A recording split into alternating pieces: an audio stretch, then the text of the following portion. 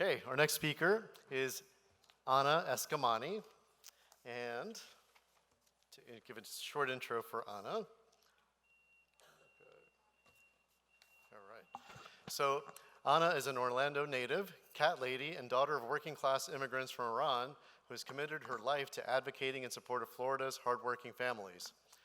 In November 2018, Anna was elected to serve the great people of House District 47 with a vote margin of 57% to 43%, flipping a legislative seat, becoming the first Iranian American elected to any public office in Florida. Yay.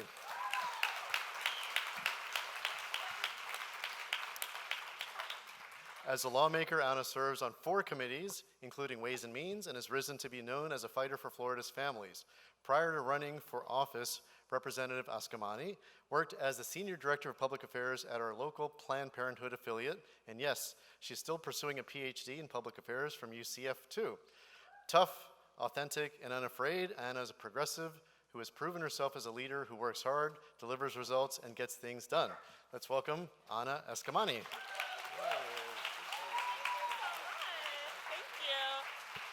How's it going, everyone? Oh my goodness, it is great to be here. The energy here is so palpable. I just want to put in a bottle and bring it back to Florida. It is amazing to be here. My name is Representative Vishkaee Eskamani. I'm a proud working class daughter of immigrants from Iran, born and raised in Orlando, damn proud to be a cat lady, an advocate for animals' rights each and every day. Yeah, I love dogs too, don't worry. All the above. So it was mentioned that I was first elected in 2018. So I am a freshman lawmaker. We flipped a seat, a really competitive seat, doing our best. Thank you.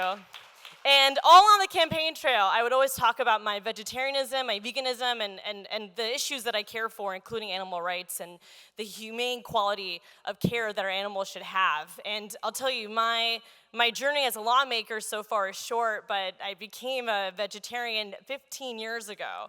And it actually started when I was in middle school. There were 2 projects happening at the same time. One was for my English comp class. It was supposed to be a persuasive essay to eat less meat. And the other was focused on animal rights and cruelty. And you can tell when you write those 2 essays together, it's a lot of good kismet to make the right decision. And my twin sister and I both became vegetarians at that time and moved towards veganism as we aged. And it was such an important decision for me to make. I'll say as an Iranian American, it was very hard to communicate that to my family. And my first visit to Iran, I had to explain what it meant to be vegetarian more than once. If anyone's ever seen my big fat Greek wedding, it's very similar. But today, as a vegetarian, bringing these values to the legislature, it's really important to me to lead by example. And I think every politician should care about these issues. Every politician should care about where their food comes from. They should care about the rights of animals. They should care about whether there are our companions or our wildlife. They should care about climate change, because each one of these issues impact the natural world. And we only have this one earth to get it right. Now, many of y'all know that at a federal level, we've seen some success. I mean, the federal level has set the tone when it comes to passing policy that impacts the rights of animals. In particular, we have the Animal Welfare Act of 1966, the 28-hour law, which pertains to animals and automobiles, and the Endangered Species Act. And actually, just last month, we saw the U.S. House pass legislation with major advancements for animal welfare, especially centered around the needs of horses. But the real work, as was already noted by previous speakers, takes place at the local level. It takes place in legislative chambers across America and city councils across our states. That's where activists like all of us can have the greatest impact. Today, each one of our 50 states has a felony animal cruelty law in the books. Now, every state ranges in its differences of how effective it is or how they define cruelty, but every state has something in the books that can help protect our animals that we can improve upon as well. We also know that states have laws that regard hunting and fishing of wildlife, and some states have even regulated the use of animals in circuses and live performances, with laws back in 2017 in both Illinois and New York that created the country's first statewide bans on the use of elephants in entertainment. And I know that those are trends that are taking across the country to make sure that we can ban these type of performances of our animals, including at environments like SeaWorld as well. Now, California, as mentioned, is at the forefront. Any Californians out there? Y'all, the promised land. California is the promised land. And there are some incredible statewide protections in California, and in particular, California became the first state to pass a statewide retail pet sale ban. And under this law, retail establishments like pet stores may only sell cats, dogs, and rabbits coming from shelters and rescue groups, not from commercial breeders. And Maryland, just next door, passed a similar pet sale ban in 2018, becoming the second state with that type of law. I know, it's great. All right, so let's talk about Florida, my home state. Now, Florida is on the bottom of a lot of lists. So whether it's healthcare access, education, you name it, we're the bottom. But I will say that when it comes to animal welfare, we're actually one of the top. We're ranked 13 by the Animal Legal Defense Fund. They rank us at number 13 based on 5 different metrics, and every state's ranked that you can check out to see where does your state lie, on those metrics. And so we're number 13. And we've had some recent successes when it comes to animal welfare, but I have to tell you, it's not because of the legislature. The legislature is slowly making headway, but it's really because of efforts to circumvent the legislature and to influence policy in different ways. And I'll paint you 2 examples that I hope inspire you to replicate back in your home states. One impacts our bears. So it's the Florida Fish and Wildlife Commission that makes decisions about hunting seasons. And in 2015, Florida made the decision to allow for bear hunting, which we had not done in 21 years. And there were huge protests against this effort across the state, especially in Central Florida. And even as thousands of emails and phone calls went through, the bear hunt was allowed. It was scheduled for a week. It only lasted 2 days because over 300 bears were killed, where the Florida Wildlife Fish Commission ended it early. So that was a huge public uproar. And in 2017, 2 years after that, the Florida Fish and Wildlife Commission was debating to do the bear hunt again. And you can imagine folks showed up in the hundreds to protest. And it's a 7-member commission, and they heard over hours of testimony from folks for and against it, hunters in their orange caps trying to intimidate, based on their industry. And ultimately, no date was set. A bear hunt was voted down, and to this point has not been rescheduled yet.